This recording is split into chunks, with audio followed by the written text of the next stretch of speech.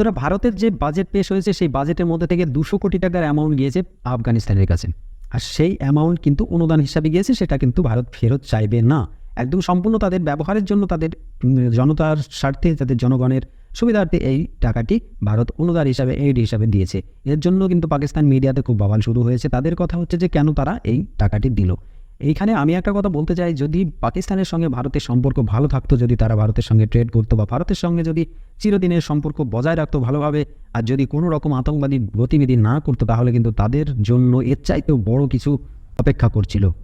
এটা তারা বুঝতে পারেনি। তারা চীনের হাত ধরেছিল, তাই চীনের সাপোর্টে আজকে তাদের হাল কিন্তু খুব একটা ভালো নয়। আজকে পাকিস্তানের হাল কিন্তু খুবই বিপজ্জনক একটা হালে রয়েছে। তারা সকলে হয়তো বুঝতে পারছে না এই জিনিসটা, কিন্তু অভ্যন্তরীণ যদি বিবেচনা করা যায়, অভ্যন্তরীণ যে ক্রাইসিস, তাদের সেই ক্রাইসিস যদি বিবেচনা করা যায়, তাহলে কিন্তু প্রচুর একটা ডেঞ্জারাস মুহূর্তের মধ্যে আছে পাকিস্তান।